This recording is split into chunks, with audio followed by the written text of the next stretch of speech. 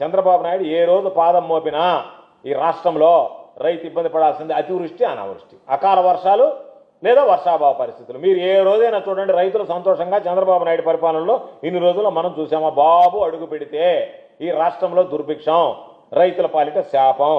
కాబట్టి అన్ని రకాల రైతులు ఇబ్బందులు పడుతున్నారు. ఒక దగ్గర రాయలసీమ లాంటి ప్రాంతాల్లో లోటు వర్షపాతంతో రైతులు ఇబ్బంది పడ్డారు, కొన్ని దగ్గర తీవ్ర వర్షాలతో ఇబ్బంది పడ్డారు. అటువంటి నేపథ్యంలో ఈరోజు చంద్రబాబు నాయుడు చిల్లి గవ్వ కూడా ఇవ్వకుండా వాళ్ళందరినీ కూడా మోసం చేసేటువంటి పరిస్థితి వచ్చింది. ఎన్ని రకాలైనటువంటి హామీలు ఇచ్చాం, ఒక్క హామీ అయినా సరే అమలు చేయగలిగేటువంటి ధైర్యం నీకుందా అంటే రైతులకు హామీ ఇవ్వడం, ప్రజలకు హామీ ఇవ్వడం, వ్యవసాయానికి సంబంధించి ఉన్నవి లేనివి చెప్పడం, ఈరోజు వాటికి సంబంధించినటువంటివి ఎత్తేయడం, వాళ్ళని మోసం చేయడం తప్ప ఎక్కడన్నా ఈరోజు నువ్వు చెప్పావు అన్నదాత సుఖీభావ ఏం చెప్పావు?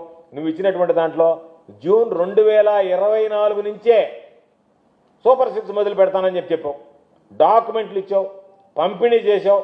వచ్చిన తర్వాత ఇప్పటికి దాదాపుగా 40,000 రూపాయలు రైతుకు ఒక్కొక్కరికి ఇవ్వాల్సి ఉంటే నీ నోటితో నువ్వేం మాట్లాడావు? కేంద్ర ప్రభుత్వం ఇచ్చేది కాకుండా రాష్ట్ర ప్రభుత్వం 20,000 ఇస్తానని చెప్పావు. ఈరోజు ఏమంటున్నావు? నాలుగు మెడతపెట్టి కేంద్ర ప్రభుత్వంతో కలిపి నేను 20,000 ఇస్తాను, వాళ్ళు 6,000 ఇస్తే నేను 14,000 ఇస్తాను. కానీ అదైనా ఇచ్చావంటే ఒక్క సంవత్సరం పూర్తిగా ఇవ్వలే, రెండో సంవత్సరంలో 5,000 ఇచ్చావు. అంటే 40,000 రూపాయలు ఇవ్వాల్సినటువంటి రైతులకు నువ్వు బకాయి పడితే ఇస్తానని చెప్పి హామీ ఇచ్చి ఈరోజు కేవలం 5,000 రూపాయలు ఇచ్చావు. మా హయాంలో లబ్ధిదారులను ఎంపిక చేసి 53,53,000 మందికి ఇచ్చాం. నీ హయాంలో 46 లక్షలకు తగ్గించాం. అంటే ఇచ్చింది లేదు, పోగా లబ్ధిదారుల సంఖ్య తగ్గించాం.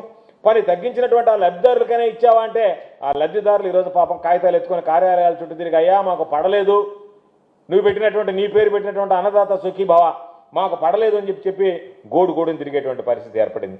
కాబట్టి ఇటువంటి దౌర్భాగ్యమైనటువంటి పరిస్థితులు, దురదృష్టకరమైనటువంటి పరిస్థితులు ఎన్నడూ చూడలేదు. ఇవన్నీ చంద్రబాబు నాయుడు పరిపాలనలో ఒక్కొక్కటిగా చూస్తున్నాం. వీటన్నిటికీ పరాకాష్ట ఏంటంటే ఈ మధ్య చంద్రబాబు నాయుడు విజనరీ, నాకు చాలా విజన్ ఉందన్నావు. అసలు వ్యవసాయం మీద నీ ప్రాధాన్యత ఏంది?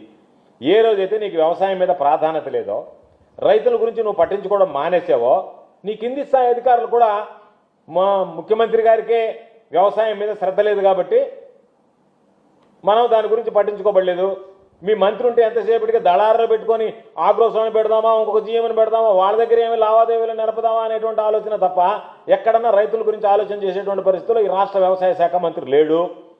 తమరి పైన చూస్తే ఎక్కడో దుబాయ్, ఇంకో దగ్గర యూఏఈ పోయాడు, అక్కడికి పోయాడు, ఇక్కడికి పోయాడు అని చెప్పి నీ వ్యాపార లావాదేవీలు ఏ విధంగా వృద్ధి చేసుకోవాలనేటువంటి ఆలోచనలో మీరున్నారు తప్ప మీకు వ్యవసాయం మీద ప్రాధాన్యత ఉంటే దాని మీద సమీక్ష జరిపారా? సమీక్ష జరిపి ఏ నిర్ణయాలు తీసుకున్నారు? ఈ రోజు జరిగేటువంటి నష్టానికి ఎవరు బాధ్యత వహిస్తారు? ఎందుకు మీరు ముందస్తు జాగ్రత్తలు తీసుకోలేకపోయారు?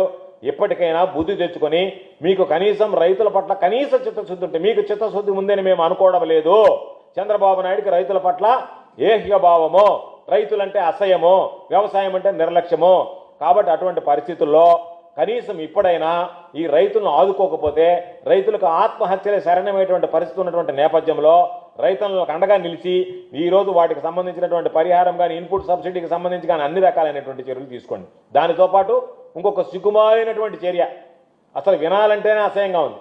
మామూలుగా రేషన్ కార్డు ఇచ్చేవాళ్ళు పేదలకు పాపం భూమి లేదంటే, ఈరోజు అయ్యా మేము లేనటువంటి నిరుపేదలకు, భూమి లేనటువంటి నిరుపేదలు, పండించుకోలేనటువంటి వాళ్ళు ఉంటే నిరుపేదలకు రేషన్ కార్డు ఇచ్చి ప్రభుత్వం రేషన్ ఇచ్చేది. ఆ స్థాయిలో ఈరోజు యూరియా మేము కొనుక్కుంటామని వస్తే యూరియా మేము యూరియా కార్డులు ఇస్తారా? ఎకరాకి 3 బస్తాలు ఇస్తారా? దానికి తెచ్చిపోయి మా పీస్ అయినా దాని ఏదో ఘనంగా పంచాడు. ఎకరాకి 3 కేజీలు మీకు 3 బస్తాలు, మీరు ఎక్కువ తింటే క్యాన్సర్ వచ్చేస్తుంది, ఎక్కువ తినడానికి లేదు, యూరియా ఎక్కువ వేయడానికి లేదు, 3 బస్తాలు అది కూడా ఆయన చెప్పినప్పుడే తీసుకోవాలంట. మళ్ళీ మామూలుగా ఈ రైతులకు అవసరం వచ్చినప్పుడు కాదు, వాళ్ళు ఇస్తారంట. ఒకటేసారి 3 బస్తాలు ఇస్తారంటే ఈరంట. వాళ్ళు ఇచ్చినప్పుడు మీరు తీసుకోవాలంట. అంత అవసరాన్ని మించి వాడడానికి లేదంట. మీరు నష్టపోయినా పర్వాలా, మీ దిగుబడి తగ్గిపోయినా పర్వాలా, మేము మీకు యూరియా ఇవ్వం, విత్తనాలు ఇవ్వం, మీరు యూరియా కొనాలన్నా సరే మేము ఇంతే ఇస్తాం, మీకు ఇవ్వలేం అంటే ఈ ప్రభుత్వం చేతులు ఎత్తేసింది. రైతులకు సంబంధించి మరలా యూరియా ఇక్కట్లు రాబోతున్నాయి. ఇప్పటికైనా ప్రభుత్వం కళ్ళు తెరిచి రైతుల అవసరాల మేర మీరు యూరియా సప్లై చేయండి. జగన్మోహన్ రెడ్డి గారి ముఖ్యమంత్రిగా ఉన్నప్పుడు ఇటువంటి తొక్లక్ పనులు చేయలేదు.